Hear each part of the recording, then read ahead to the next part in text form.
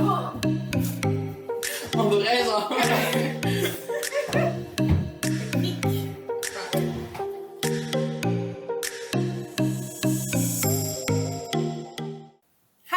Welcome back to our channel. We are the Oreo Bookclub. My name is Isame. My name is Maya. Alright, so today, well, as we told you previously, we're going to talk to you about the inheritance games. So it's a simple book, but it was pretty nice. It was a nice book. It was a fun read, you know. The story is honestly pretty simple. So there's a little teenager somewhere in a town of nowhere. She lives with her sister. Her mom's dead. She's poor. She's intelligent though, very smart, but gets in trouble because of it. And one day she just learned that she inherited a bunch of billions of dollars. And she's moving to a mansion with a family of a man she doesn't know that just died, that gave her all of his fortune. And she has to find out why and try to survive the family that wants to kill her, pretty much. One thing too that was different from this book is that the grandfather was kind of a trickster. He really was a trickster. I mean, frankly, the grandfather is super rich. Frankly, I don't get how and why he had so much time to do all those little tricks and all, but he's a trickster. Everything is a game for him. He loves puzzle. And I'm not talking about like squabble words with friends. No, he likes, oh my god. It's kind of like an escape room, right? He likes puzzle that leads to other puzzle that you have to figure out to open a door that leads to a clue that leads to another puzzle. Like that's kind of his thing. But imagine that 24 hours, 7 days it's intense. Yeah, that's his whole life. Exactly. So basically now she has to survive in that big manor, and you know there's always a clue, and then of course the big mystery of the book is why her? Why did that grandfather leave almost all of his money to her? So basically this is the whole book. It's part of a trilogy. The third book hasn't been written yet. It's going to come out this year. And yeah, so now we're just going to review the first book. We haven't read the second one yet. We will go into spoiler alert, so if you have not read the book and want to, then maybe don't watch the video, or just go at the end where we'll give our rating. But yeah, the rest of the video is going to be full of spoilers, so be aware. We do want to go ahead and talk a little bit about our ranking system, like how we're going to rate things. So basically, of course, wanted to do to give it a little personal touch. On top of the stars, you know, we decided to just give it a name more than just a number. Personalize it a little. So for 1 star, we're gonna say that we finished out of pride. So it's those books, you know, that you like after half of it you're like, alright, I'm done. But you finished it out of pride, you know. You gotta be prideful sometime in life. 2 stars, I won't remember it tomorrow. Like it happened. We move on, you know? 3 stars, it was good while it lasted. Or thank you next, you know? It's... Exactly. I didn't mind it. It was a good time. 4 star, I stared at the wall for an hour. Self-explanatory. And 5 stars, nothing will ever fill this hole again. That's for the real good ones, you know? So basically we're going to start using this system starting from today, and then you'll see about it in our next videos. Alright, okay, so the book. So I guess we'll start with, to introduce our main characters. So basically there's Avery. She's a no-nonsense kind of teenager. She's a good girl. Why is she a good girl? How do we know that? Well, basically she plays a chess with a homeless guy every week so that she can, you know, win and then give him some food. She takes care of her sister. Her sister, Libby, how do we say that? She's a pushover. She's a nice girl, but you know she gets abused by the relationship. You know. Yeah, she has an actual abusive boyfriend that hasn't hit her yet, but you know it's coming, and he's just it's very coming fast. Yeah, it's exactly in the next couple days, you know. So he's very manipulative, very mean to her, and she just takes it. Of course, she just takes it. Of course, you know, Avery's just like, no, don't. But of course, it continues. She's just trying to survive high school. She has good notes, but she doesn't want people to know how extraordinary she is. So she kind of just keeps it low. Which why? Frankly, I didn't get why. I mean, just get good grades. Frankly, I don't. Yeah, get good grades and go to a good school and change your life. Exactly, but for a reason, she's keeping it that low. And then one day, you know, she receives some news. She gets, you know, she goes to the principal, and there's this guy, and then we're introduced to one. So sexy. So basically now we're getting introduced to the family. So basically the Hawthorns. My god, how do I pronounce that? Hawthorns? Okay, with the Hot brothers. Basically the hot rich brothers. So we'll just, you know, make it fast. Grayson.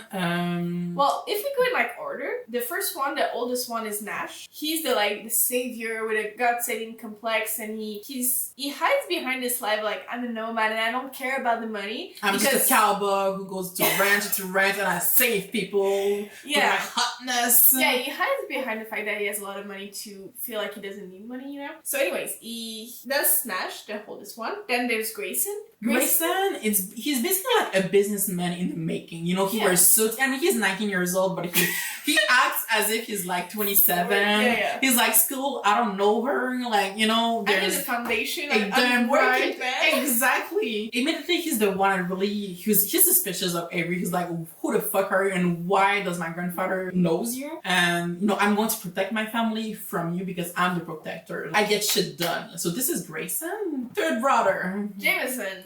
He's the self-destructive boy. He's the bad boy. Yeah, he's the bad boy with a heart of gold. I guess maybe we didn't see the heart of gold yet. Yeah, really, but you know, he's charismatic. He's probably an alcoholic. He probably is. Like he has some problem, but he's hot. So he's hot and he has like a good like back and forth. Yeah, you know, he's fun. He's cocky. He's funny. He is that guy, you know. Exactly. And then there's Xander. So basically, Xander, who was by the way my favorite character, though we don't see much of him.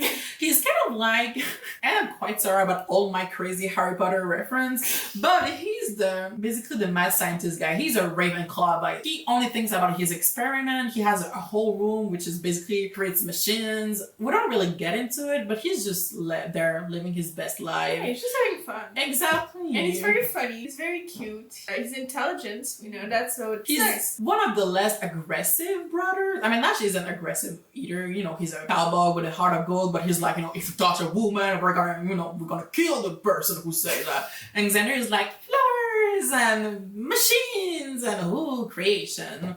So that's Xander. Yeah. So basically, Avery, she meets Grayson. He's like, hey, who the fuck are you? She's like, I don't know what's happening. I was like, well, you have to come with me. We're going to the manor, the house, as they call it. Yeah. Basically, my grandfather died, and they want you there for the inheritance. They want you there to read the will. And so she goes, she meets all the brothers. And the whole family. Family. The family is also like, why are you here? And she's like, I don't know. Who knows, man? Exactly. And they read out the will. They leave kind of a good amount of money to like the two caretaker of the house, the bodyguard Oren that we'll talk more a little bit later, but he leaves a good amount to him and then to his family. He lives like, what is it, 100,000 to each of his grandsons? Which is basically nothing because again, they're like billionaires. Yeah. So frankly, it's like living like $2. I mean, what's the point? I mean, this is what they spend in like a month or something. Yeah, it's ridiculous. So it's nothing. But of course, he lives like 99% of his fortune to Avery. So of course, shenanigans happen, explosion, and people are just wondering why. Avery's having like, you know, a little panic attack. She's like, why is he living all that money? But at the same time, she's like, I'm rich. Yes! Which, frankly, I get it. I mean, a week ago she was living in her car, so, you know. Don't blame her. Exactly. But now, and this is where like the big mystery starts. It's why? Why Avery? You know, why is she the one who has the money? Why? Just why?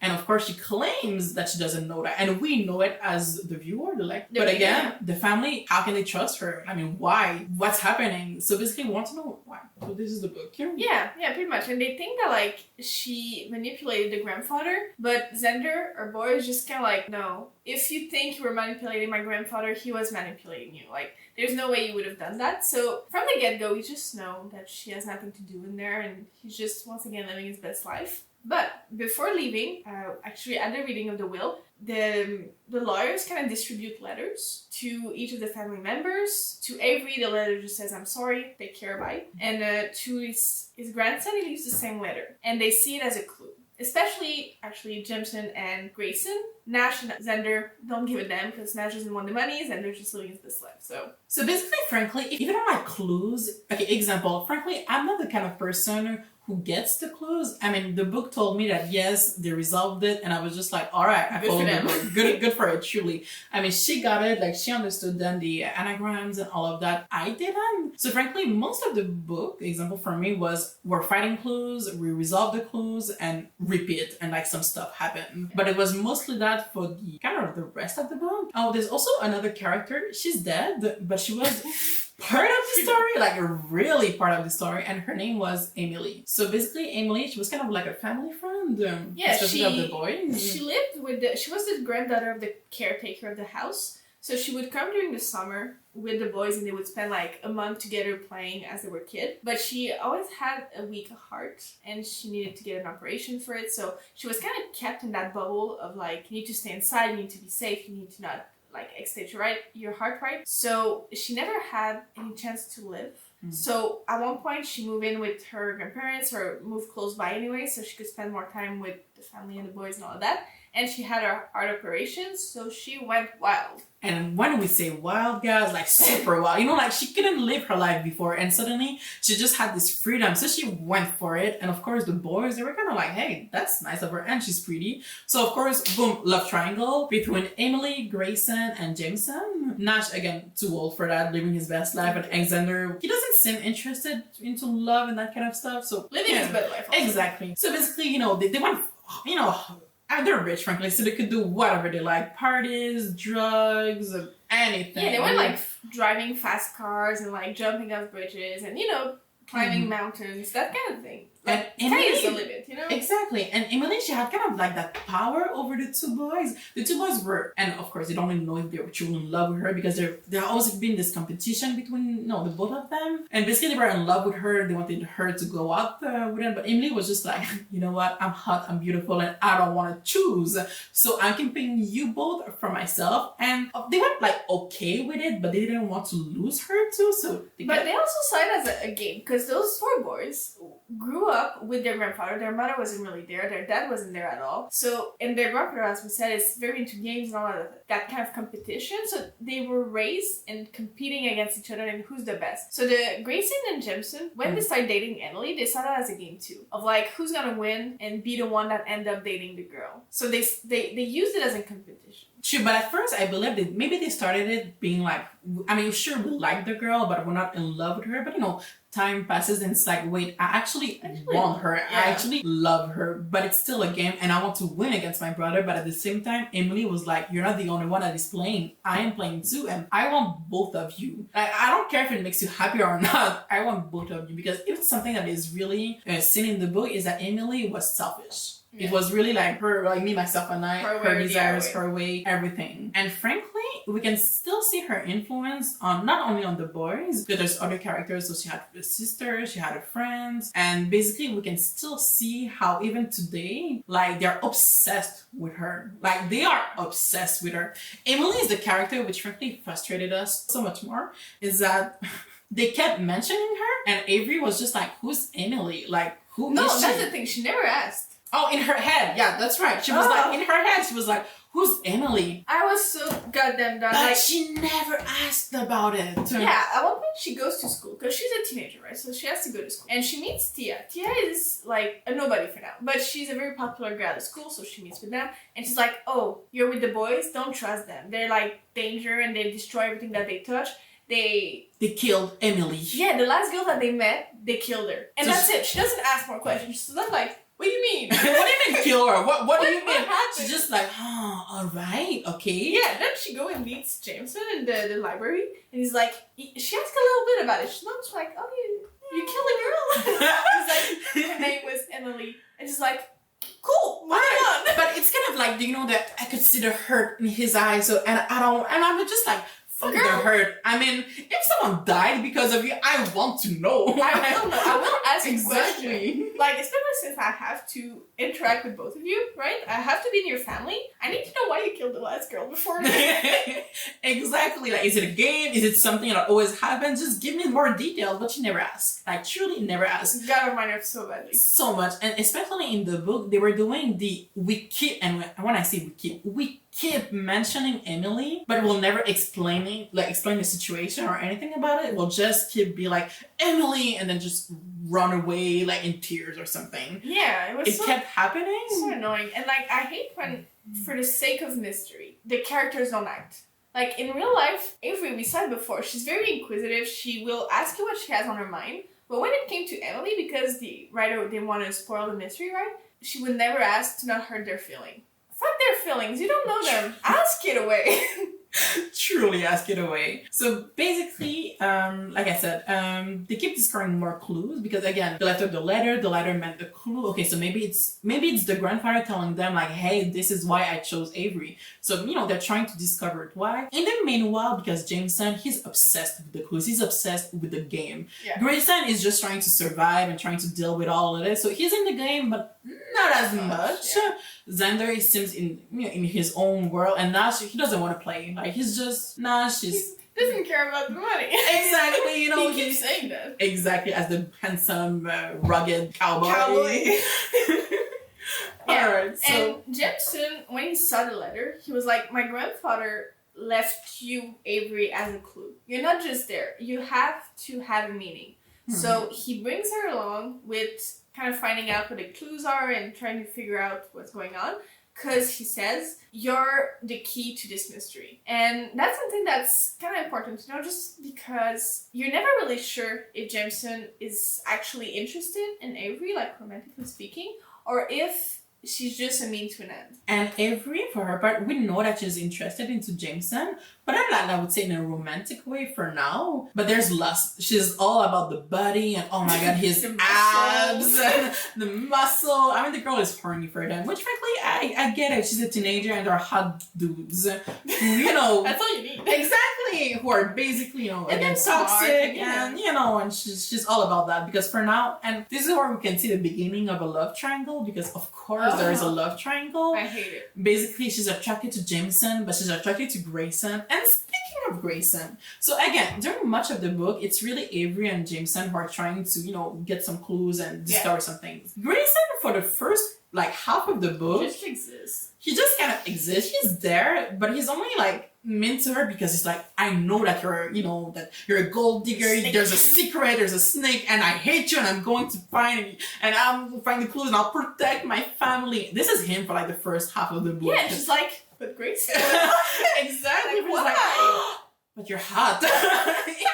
It's basically like that. So I'm just like, okay. And then suddenly, finally, when he realized that, oh no, wait, she's actually, she's okay. Exactly. She didn't have anything about it to, anything to do about it. He kind of changes and suddenly he's all about I'm going to protect you. There's no transition from it. Exactly. It's like, I will find you and I will destroy what you are to I'll protect you. Thank you, my dear. I will protect you and I'll never let anything hurt you. And it's just like, oh okay then. I mean, all right. And I find that he has no personality. He's just... He has. I mean, he's hot, I guess, and that's pretty much it. I mean, frankly, every brother is kind of like a stereotype. Yeah. I mean, frankly, Jameson, he is someone that we've seen before plenty of times. Yeah, he's the self-destructive boy. Exactly, the hot bad boy. This is who he is. The hot bad boy. That's it, So there's nothing revolutionary exactly about any of them. But again, it was still a fun book, truly. It was. So basically, they discover more clues and then the shooting happened. Yeah, it was dumb. It really was. Alright, so the shooting, it made sense in the sense of when she got all the money, they told her there will be people wanting you dead. Fair enough. But it came out of nowhere and it owed no real purpose for me in the story.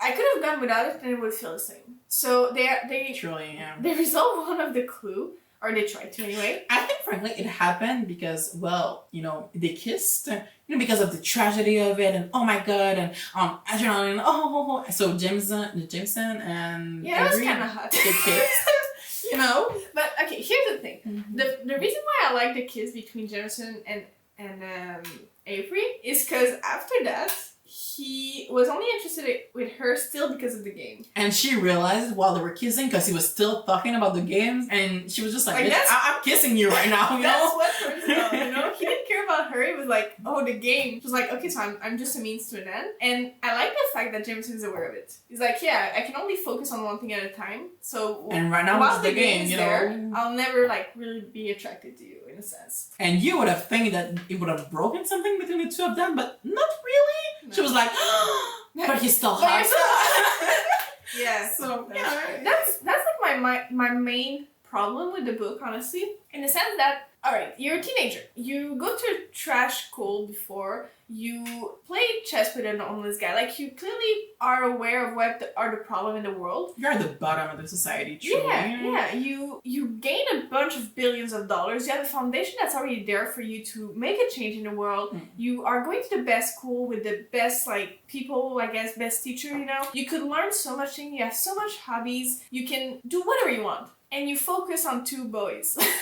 I didn't get that either because there was once in the book, so basically, like I said, there's a family and the family is quite hostile about her, which frankly I totally get it. Fair enough. And one of the time there's the end of the boys, basically. She's called Zara. And Zara is, how do I say that? She's kind of like the bitter older businesswoman who's basically like, I don't get why. And frankly, I get it. Like, she's like, I don't get it why, and I'm going to fight the will. Yeah. Of course, she tries, it doesn't work out. So she's not really a snake in the way that, I mean, we know that she's hostile. We know she says it. Like, truly, there's nothing subtle about it. So basically, she's the one that basically deals with the foundation, which is the only business type of thing that we really see in the book, because I couldn't tell you what they're rich for. Like, surely they're rich. So basically, they have a bunch of companies and like hotels. Yeah, but it's not like really explained it's to not you. It's just like, oh yeah, this belongs to them. It's like, all right, I mean, they're rich. Okay.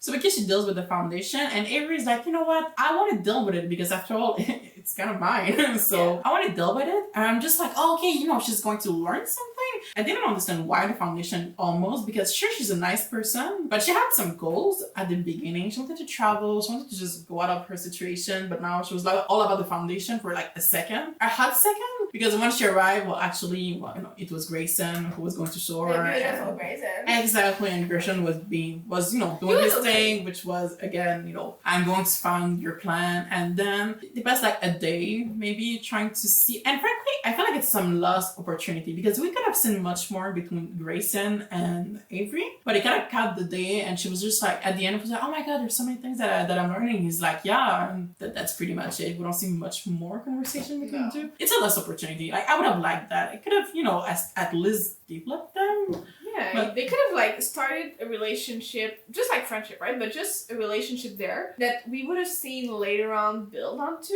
But it was just kind of like, in this foundation, that's what we do, and that's not how you want to do things, so you're done. And then we move on and we never hear about the foundation again. Exactly. So it was just like, well, it was a hot second where she wanted to, but fair enough, there's a lot of things happening to her in, like, I would say maybe a month. I mean, you said a month. I said a month, she said 2 weeks. Exactly. Like, frankly, we don't really know the time frame. So basically there's a shooting, and now we want to know who is responsible for the shooting. Of course, we knew right away which one of the person was it. Clearly, it was Drake. Again, Drake is the abusive boyfriend of Libby.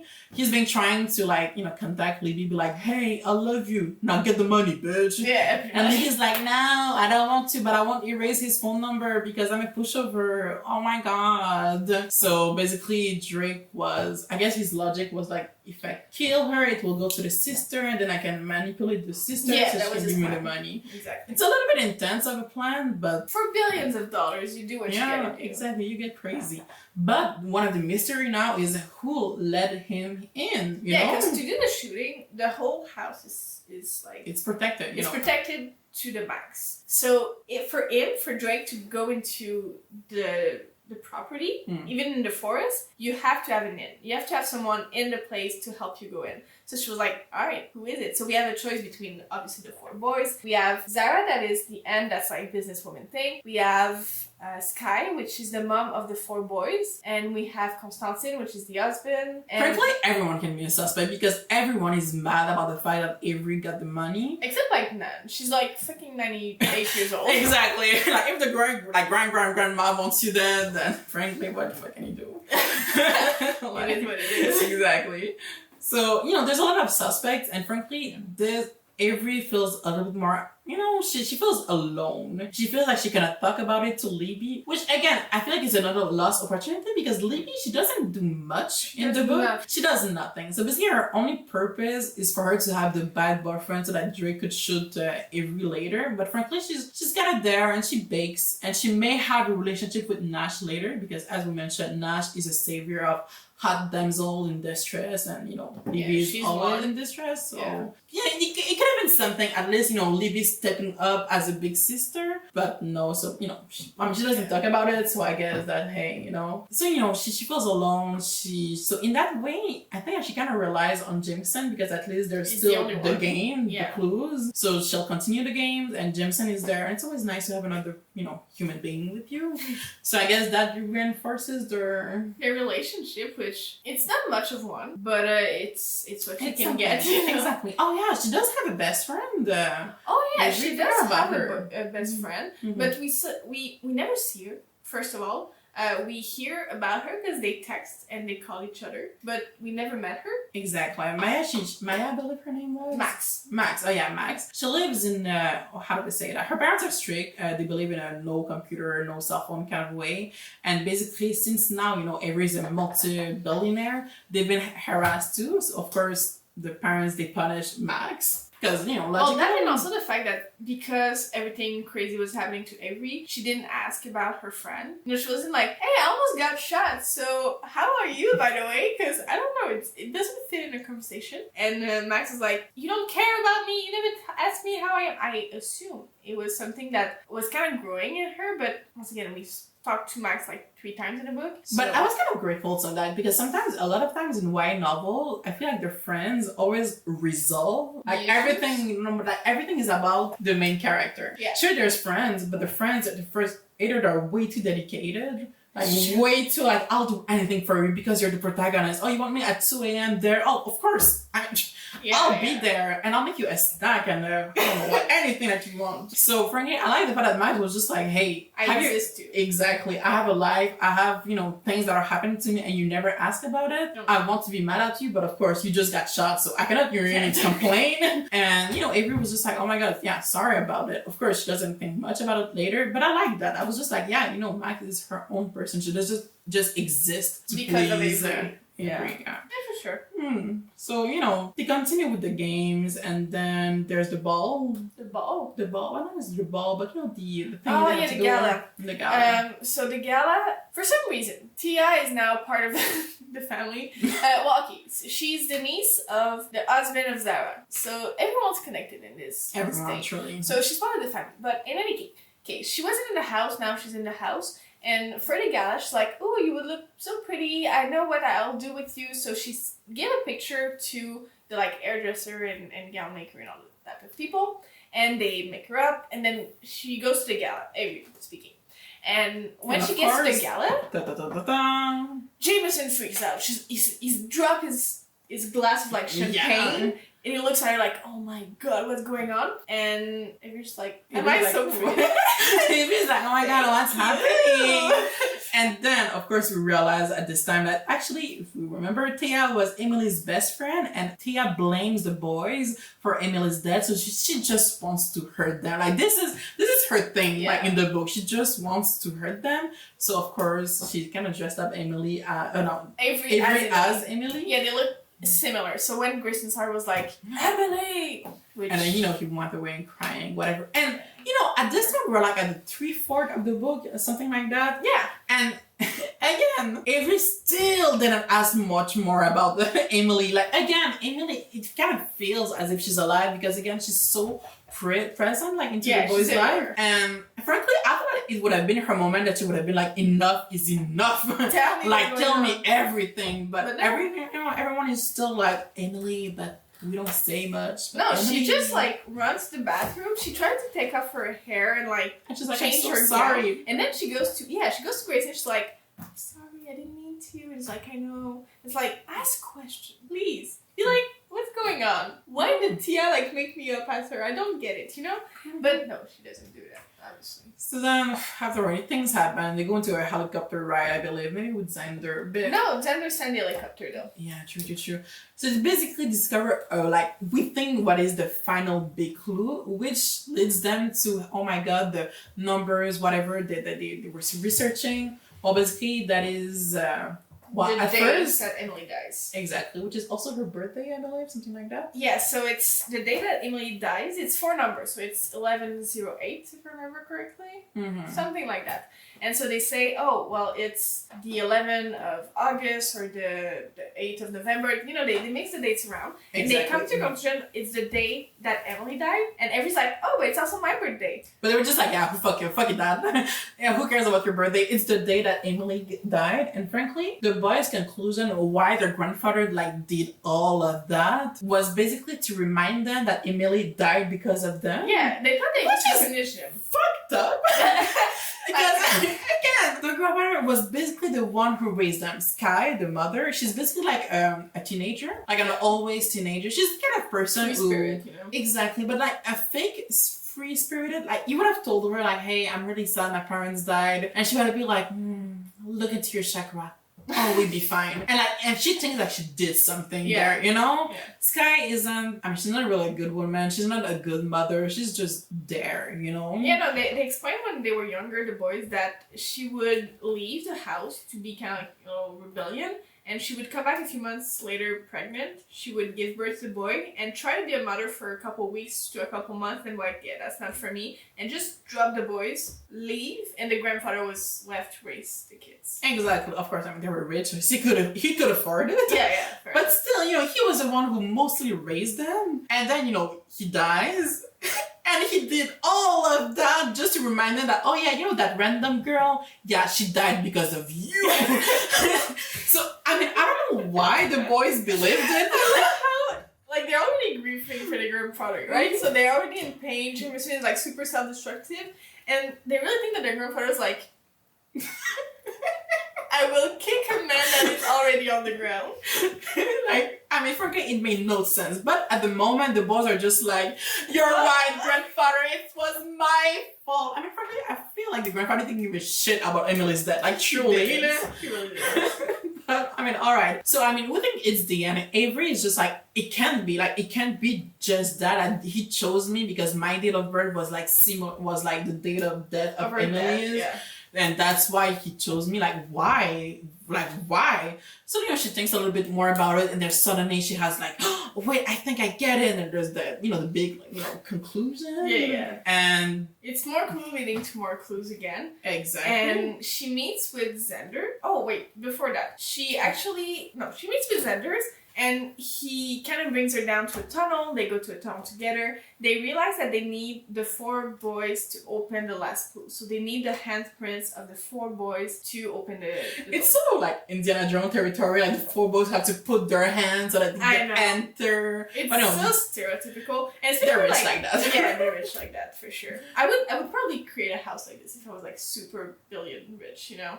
Fair enough. Actually, not really. So she goes there, and Xander's just like, oh, we need the 4 boys. All right, I'm gonna go get my brother, so you stay here alone. She's like, all right. Sure, I'll stay in that dark tunnel for no reason once somebody wants to kill me. And then she turns around, and Rebecca is there. Rebecca is Emily's brother that we haven't talked about. Emily's sisters, yes, you're right. Emily's sisters that we haven't talked about because she does nothing. Exactly, like she's there. I mean, she met Avery at school. I think like they did a project together or something. Like she's there, but she's not really there, you know. She's not important. And then Rebecca, she looks batshit crazy, you know. She's like, you know, the trembling scale. She's pale, like she kind of looks like the girl from The Ring. And Avery's like, hello, Hi, Rebecca. And Rebecca is like, I should have known, and oh god, and I'm doing this for my sister. And Avery's like, huh?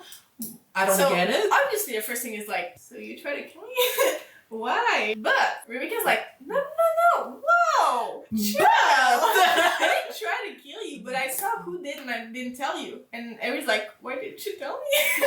So basically now it started the whole explanation. So basically we know that Rebecca was actually in a relationship, a secret relationship with Tia. So that was a twist. That was I nice. didn't see that one coming. I was like, oh, okay. Because in the book they said that Tia was with Xander, but actually Xander was like the beard of Tia. Yeah. And you know, they wanted to, you know, hide the relationship because Emily was quite possessive. She didn't want her best friend and sister to date. So, you know, they kind of, you know, hide it from her. Of course, Emily discovered it in the end. And frankly, there was this whole explanation. She tried to turn it around, saying like, well, you know. Yeah, there was a whole thing of like, she talked to her sister saying she would never choose you. Tia loves me a lot more than she would ever loves you. And I'll show it and I'll prove it to you. So she kind of gave to Tia the choice of like, you either are with me or against me type thing. And she chose to cover Emily, so to be on her side. So Emily felt very betrayed in all of that, and Rebecca felt very betrayed. Yeah, Rebecca felt very betrayed in that, and she felt like Tia loved Emily more than she loved her. So she kind of felt some rage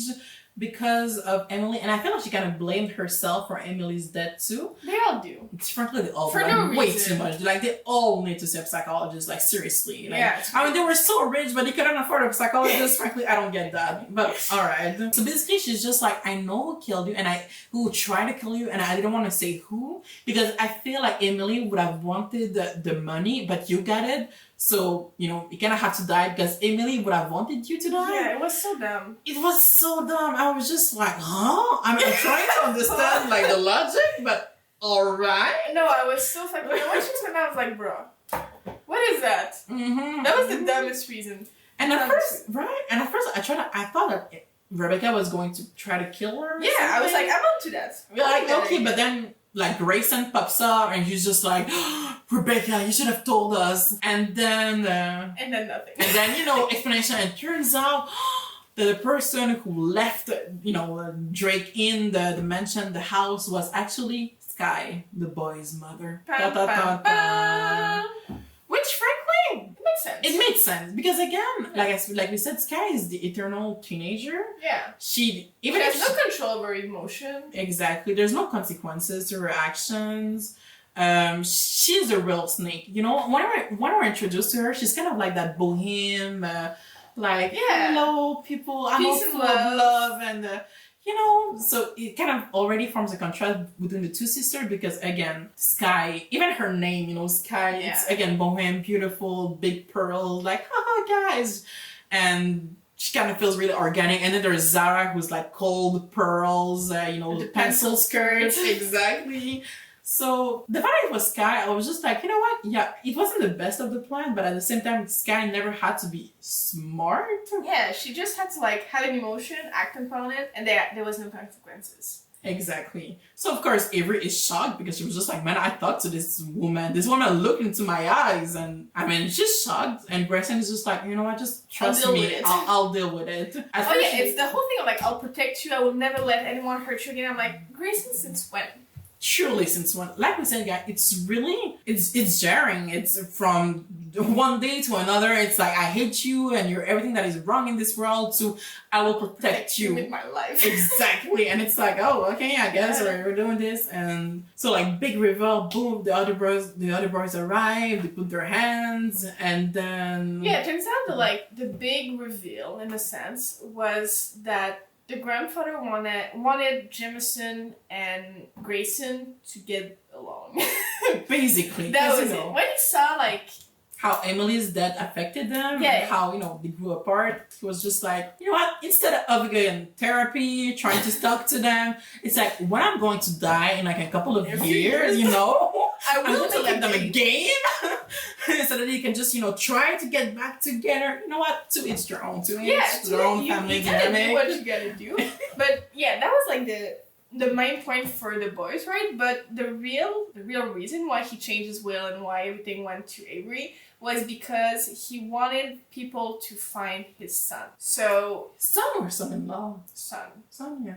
So Tobias, which is the grandfather of the boys, had a son that died. I think he disappeared when he was young. There was a fire in a house where he was doing a party. But we never saw his remains. Never saw his body. If there's nobody, there's no proof, right? So it's not really a mystery in the book. It's just like they keep mentioning Tobias. Oh, Tobias. Oh, we love Tobias. Oh, Tobias. Like Tobias' death really affected Toby. Yeah. Yeah, because Toby's death. Yeah, fair enough. Toby, that really affected everyone in the family. They still keep talking about Toby. The boys, I don't think they didn't meet Toby. They never met Toby. Toby's room was, how do we say, they put a wall. Yeah, they closed up that part of the house completely. Exactly. Nobody could access it. Exactly. So it's not a mystery until, of course, the end of the book where, the grandma is talking about Toby again, and suddenly she has a picture. Yeah, because once again, why was there no picture? We have to continue the book, and so that's why. So then a picture pops out, and it's like, look at my Toby, he's so, and she's just like, wait, I know this man. It's Harry, the homeless guy that we keep mentioning. That I play chess with once a week. Oh my god, it is Harry. Ta ta ta ta. And then what finishes the book is basically Xander. But Xander was always, how do we say that? It was always there. Exactly, up and ahead of the game. Yeah, it was always like 2-3 steps ahead of the game. At first, we were just wondering why. Is it like, oh, because he's smarter than the guys? Yeah. But we realized that it was kind of like a mission that was left to him by the grandfather, who was just like, hey, keep the boys entertained, keep the boys in the game. Yeah. And basically what he left, because of course he has to have a game too, because he's like a game junkie. Every one of them is, apart from Nash. Yeah, Nash doesn't care. No, he's a cowboy. so basically the game for Xander was to find where Toby is. Toby. Yeah, the last clue for Xander was find Toby. And that's how it ends. That's it. That's how it ends. But at the same time, I'm just like, I mean, want it to be like really easy because it's mentioned at the at the start of the book. I want to become a billionaire. She basically she wanted Harry to have a house and to be, you know. Yeah. And they kind of just mention it fast, so we don't know where Harry is. But technically, if they did what they were supposed to do, Harry's supposed to be in a good house right now, like, you know. Yeah. So it should be fine. easy, but there will still be the mystery of why, like, why did he disappear, like. Was it like a murder? Did someone try to kill him? Like, what happened? So we get that this would be the next mystery for the next book. But as we know, and because everything has to be, it's a trilogy. It's 3 books, which frankly, one of my things. Not necessary. It's truly not necessary. Why 3 books? Like, one of the good things of the book, it goes fast. It's like, oh, okay, this happens, this clue, okay, this mystery. The mystery of why Avery couldn't have been a mystery that would have been there for like 3, 4, 5 books, whatever. It couldn't have been enough. So because of that, you know, the author, she had to make a new mystery. Mm-hmm. And the Toby one, very wrong, because again, Toby is part of the family and it's been a while. So okay, fair enough. But then in the second book, is there going to be a new mystery? And I feel like it's going to be too much. You know what I mean? Yeah, I feel like it could have been a good, fast-paced one book. Like a standalone where you get all the mystery in one book and it's a page-turner, you cannot put it down. It's so exciting, everything happened, and then you're done. That's it. Exactly. I mean, we don't have to have much romance. Frankly, it's not a book where romance is necessary. It's not, no. It could have not been there. Frankly, it would have changed nothing to the book. Well, apart from the, like, I will protect you to my death from Grayson. But again, it's really stupid. It's really fast. Which will get me to my next point. What I know will happen in the book, and which I hate with a passion, is a love triangle. What? Yes. As if I've never mentioned that before, but yes. Ridiculous. No, I know. But honestly, when she told me that, I was actually very shocked, because when I finished the book, right, Avery is fucking Avery, so she comes in the kitchen and she sees Grayson, she's like, Grayson, and then she starts flirting with him and try to kiss him, and Grayson was like, no, like, I've seen the way my brother looks at you, I'm not gonna go there. So, like, you know, been there in that love triangle, like, we're still healing from that love triangle. Exactly, like, we're not doing that, so this is not gonna happen. I was like, give this man a round of applause, please. For finally someone steps up in a love triangle and says, no, that's not gonna happen. I was in tears almost. And then she tells me it doesn't work. It doesn't work like that. It really doesn't work like that. I mean, let's face it. I mean, for all my readers, frankly, who read love triangles again and again and again, Grayson is going to be the guy who's like, I don't want to be in that relationship. I mean, I love you, but I can't. But I love you, but I'll keep doing stuff for you. But I love you, but I can't because, you know, I have to protect my brother. Which, frankly, and I know because, and I know it, I can feel it in my guts. Basically, Jameson will be the bad guy, the one who's not supposed to be good for her. Yeah. But of course she'll finish with him. Grayson, even though, like, he's a better person than Jameson, like, he's a better person, I feel. What are you gonna say about that? So, of course, you know, she should be with the good guy. Should be. Exactly. She should be with him. But she won't, because, you know, love triangle and all. So, I mean, I could feel it, and I feel that since, frankly, I feel like, okay, in the next books, she's going to, like, amplify the love triangle because it's a new thing and we have to concentrate on that. I want to. And of course they will, and again, there will be new mysteries. So I feel like the sequel will be the usual the thing. Same? Exactly. Different. Exactly. You know, the sequel where they're just like, yeah, bigger, faster, but it's not necessarily better. Yeah. So I feel like this will happen. And again, it shouldn't have been a trilogy, like truly shouldn't have been. So the author will have to concentrate herself on something. So I can feel it in my bones. Maybe I'm wrong. Tell me if I'm wrong, guys. But Please.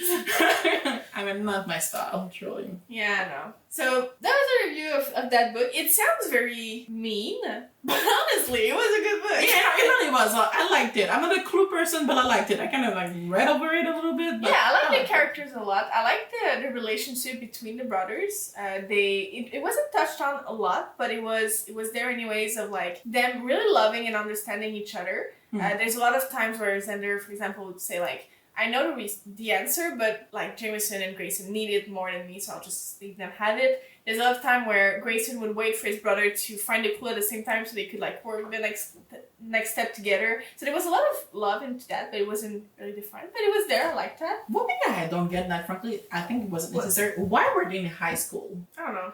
I mean, frankly, for the story, and maybe because, you know, when she'll turn 21, she'll be able to like sound their will or something. I don't know, but I feel like they could have been older because they never acted as teenagers. They never did. Like, seriously, especially Grayson. Like, he felt like a 27-year-old guy. Like, truly, none of them really acted as teenagers. So why were they teenagers? Like, That's true.